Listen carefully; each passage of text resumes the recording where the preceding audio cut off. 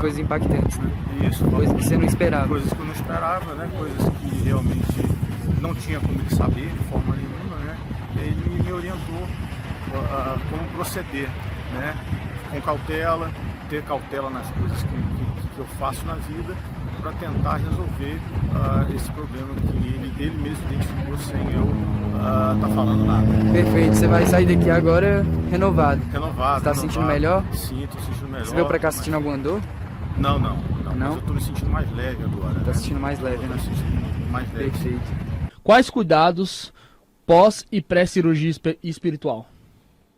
Ótima pergunta dela. Na verdade é o seguinte, o que a gente conhece, se você quer fazer a cirurgia espiritual à distância, que funciona quase igual a que vai no evento, você vai lá no YouTube e escreve Espiritismo Raiz Cirurgia Espiritual.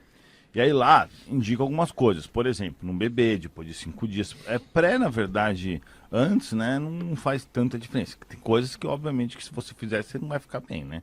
Mas assim, o pós acho que é muito importante.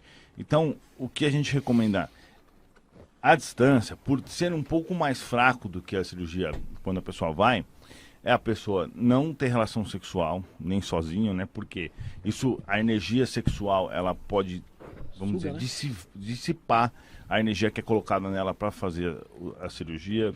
Não comer carne, porque a carne ela tá um pouco contaminada, porque como o boi já sabia que ele ia morrer, ele já contaminou a carne vibracionalmente, né?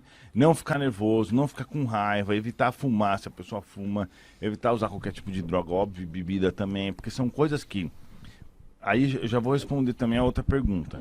Como que funciona a cirurgia espiritual? Cara, eu já fui curado de calvície, pterígio no olho que não tem cura, hernia inguinal, tem uns vídeos lá que eu conto, umas 6 curas que os espíritos fizeram em mim, eu tenho um exame antes e depois, coisas que a medicina convencional não consegue explicar. Você pode colocar os melhores médicos numa sala e falar, cura esse cara sem cirurgia, não tem como, e eu fui curado. Eu tenho, comprovação disso. Então, assim, funciona mesmo. Essas pessoas, muitas que vão lá são curadas, e não é pela fé delas, vamos dizer assim, é porque existe realmente uma manipulação de vários fatores, né? Eles pegam a energia, eles podem implantar células novas, eles podem alterar o DNA só de uma porção específica, eles podem reestruturar algum pedaço de carne da pessoa tal. Então tem várias coisas que eles podem fazer. Mas, por exemplo, tem gente que eu já vi gente sendo curada de aneurisma, de câncer. O que foi que a mulher falou em Porto Alegre? Esqueci.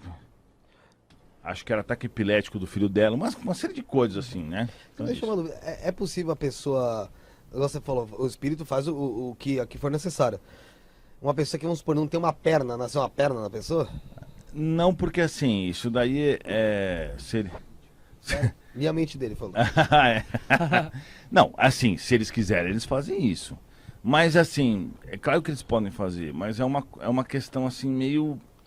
Ó, você viu de ontem pra hoje, quantas coisas que eu falei pra você que estava na tua cabeça? Ah, várias. Não teve? Ontem a gente tava conversando à noite pelo WhatsApp, eu nem lembro o que foi que eu ia falar pra você... Ah, da setorista que você tinha falado que ia falar. Não, antes. Não dúvida. Isso depois eu falo. Mas antes. A gente falou sobre tava falando sobre a deputada tal, que eu tinha falado. Eu ia falar as coisas pra você e você já tava pensando nisso. Foi. Isso daí são os espíritos que fazem, pra pessoa ver que realmente existe. Tem uma conexão, você fala? Que existe essa conexão espiritual, coisa e tal, né?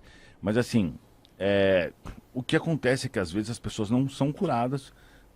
Sempre quando a pessoa faz a cirurgia, às vezes ela sempre tem um resultado. Sim. Né? Tanto que, se você pegar o meu vídeo, você escrever Encontro Itajaí Eduardo Sabarco, você vai ver 3 pessoas no começo do vídeo que chegaram com dor e saíram com dor do evento. Por quê? Na hora que elas chegam lá, elas são tratadas pelos espíritos, só que algumas vão voltar, outras não. Se a pessoa tem um mérito para poder, por exemplo, ser curada para sempre, pode ser que o problema nas costas dela nunca mais volte. O câmera também, aconteceu a mesma coisa, o cara que filmou como voluntário. Mas às vezes a pessoa não tem o mérito, ela tem que passar por isso, alguma expiação. Aí eles colocam um tipo de coisa que daqui a um tempo vai acabar voltando. Mas pelo menos na hora resolve, entendeu? Entendi. Recentemente fui deixada às vésperas do casamento. Meu noivo me deixou chorando, dizendo não sabe por quê. Desconfia tanto de mim e quer que eu sofra. Como eu posso conseguir perdão pelos erros do passado? O noivo dela deixou ela pouco antes do casamento, dizendo que confiava muito dela, provavelmente sim. isso, e dizia que queria que ela sofresse. Aí ela, pelo jeito, tá numa. Eu não sei se é expiação que se diz isso aí, Sim. ou se é um outro tipo de ação, mas ela tá sofrendo. Como por ela conta consegue disso. pedir o perdão ali pelos erros do passado dela? Ela tá se culpando, né? Na Então, verdade é o obviamente. seguinte, né? A primeira coisa que eu falaria pra ela é o seguinte, que bom que o cara fez isso agora, porque imagina se o cara fazer isso daqui a 10 anos, quando ele já tiver casado com um filho, Família né? estruturada. Melhor quanto esse tipo de pessoa, não foi você que fez isso com ela, ele já era uma pessoa má a ponto de fazer algo assim, então tipo, ainda bem que ele fez isso agora, você se livrou de um problema, né? Nem precisou casar, né? Eu acho isso melhor. Agora, as questões são, o cara jogou a culpa nela, pelo jeito, sei lá, o que ele desconfia nela, etc. Mas se ela não fez nada de errado, se não tem por que ele desconfiar, também é bom que você se livrou desse cara, porque o cara é um psicopata. Tenta ver o lado positivo, né, na situação. Se não tem o porquê pedir perdão, pra quê? Exatamente. Não, assim, se ele tá desconfiando dela sem motivo nenhum, você imagina lá na frente, depois que o cara às vezes Nossa. dá uma invertida na cabeça Pior dele, ainda, mas pode acontecer coisa pior. É perigoso, porque esse é o tipo de cara que mata a mulher. Então, o que acontece?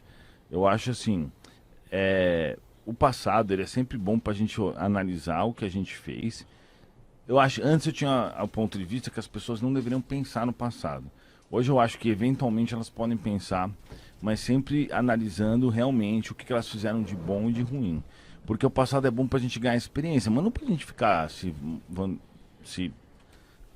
amargurizando por causa disso, nem sei se diz essa palavra. Mas o fato é que acontece muitas mulheres que fizeram aborto, depois elas chegam nos meus vídeos e falam assim, meu Deus, Eduardo, não consigo dormir mais porque eu fiz aborto, não sabia que era tão ruim. Então assim, primeiro, não faça aborto é assassinato, tá? Segundo, então acontece que as meninas acabam fazendo aborto, depois conhecem o espiritismo, percebem que foi um erro e se arrependem. E aí os obsessores, os espíritos do mal, ficam se aproveitando disso para deixar ela em baixa vibração. Então vai na cabeça da mina e começa a lembrar do aborto dela, para ela. E ela fica triste e ela fica em baixa vibração e é ele, ó. Porque deixa eu até explicar isso aqui, o que acontece. Você tendo religião ou não, não importa isso. Nós estamos no mundo dos espíritos também. E os espíritos influenciam a gente. Então antes de eu conhecer o espiritismo, eu nem acreditava em espíritos, porque eu nunca tinha tido uma prova concreta. E o que acontecia é que os caras malhavam minha cabeça pra caramba. Eles ficavam falando que eu tava doente. E eu acreditava. Eu ia no hospital, eu conhecia o hospital inteiro já, tá ligado? Sei. Porque cada hora eu achava que eu tava com uma coisa. Eu achava que o mundo tava zoado, eles colocavam na minha cabeça, até os sintomas eu tinha. Nossa. Eu pesquisava quais eram os sintomas, depois eu começava a ter os mesmos sintomas que estavam escritos na doença.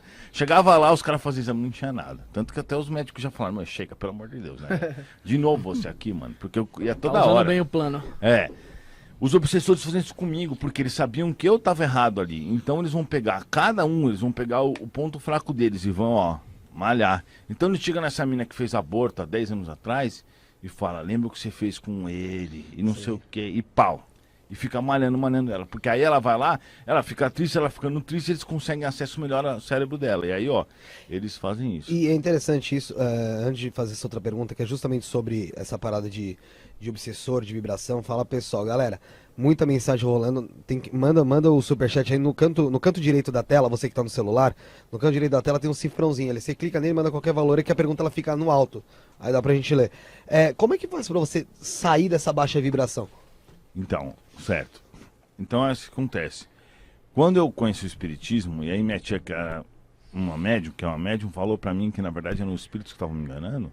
Eu cheguei na minha casa e falei pra eles, mano, vocês nunca mais me enganaram, seus otários. Vocês não tem trouxa, não. E aí, porque como eu não sabia que existiam, eu toda hora caía na deles, né? Eu achava que era minha cabeça, não que eram eles. E aí eu me controlei. Então o negócio primeiro é se controlar. Segundo é não ficar nem triste, nem com raiva, nem com inveja, nem com vingança, nem com desejo de vingança, né? Não ter nenhum vício. Se você ficar, né, todas as coisas, fizer qualquer coisa dessas que eu falei que são ruins, você vai ficar na faixa vibratória deles e eles vão conseguir te influenciar. Se você... Eu, por exemplo, ouço o tempo inteiro espíritos do bem e do mal. Porque eu tô ligado no mundo espiritual. E só que eles não conseguem me influenciar. E eles tentam pra caramba. Por exemplo, num encontro lá em Brasília, eu tava aqui atendendo uma mulher, de repente um cara fez assim. Aí eu vi que tinha uma arma na cintura do cara. Nossa. Caramba. Aí um espírito falou assim, ele veio te matar. Tá ligado? E aí ele começou a falar, ele vai dar um tiro na tua cabeça. É pra tentar tal. te pirar, né? É lógico, mas eu sabia que não era. Tipo, eu sabia que... Eu sei que os espíritos... O cara parecia um policial, sei lá, alguma o coisa. cara era policial. Olha. Mas tipo assim, eles Mas ficam. é de se ficar assim, só né? que o que acontece? Vamos pegar Imagina no se eu não ponto ouço fraco, né? espírito. O que eu vou ouvir? Eu vou só ter essa ideia na minha cabeça. Entendeu? Se eu não ouço ele, ao invés de eu ouvir ele falando, ó, ele veio pra te matar, eu vou pensar, será que esse cara pode me dar um tiro? Entendeu? Tá com Isso arma. acontece, Então, por exemplo, outro dia um cara me perguntou assim, às vezes eu tô aqui assim, perto do. Acho que o cara até era policial. Eu tenho umas ideias, tipo assim, pega a arma dele e dá um tiro nele. Entendeu? Tipo, de onde vem essas ideias? E é a ideia que os obsessores dão pra mim também. Quando eu tô, tipo assim, conversando com algum. Eles ficam falando, eles dão a ideia, porque eles querem ver desgraça, né? Sim. Então eles ficam provocando. Eu contei pra vocês quando eu tava aqui uma vez, que eu tava no hotel, e aí de repente, eu acho que eu tirei foto da varanda, o cara reconheceu o hotel, foi lá e interfonou. Aí o recepcionista do hotel que me conhece falou, Edu, tem um cara aqui falando que quer ter o escrito. Aí apareceu um espírito e falou assim, quando você descer, ele vai enfiar a faca em você e vai girar. Pra te matar mesmo. O obsessor falou, mas era o obsessor do cara, entendeu? Era o espírito que Evitando que você descesse, não queria que você descesse pra ajudar o cara. Exato, isso acontece toda hora. Eu sabia que não era, né?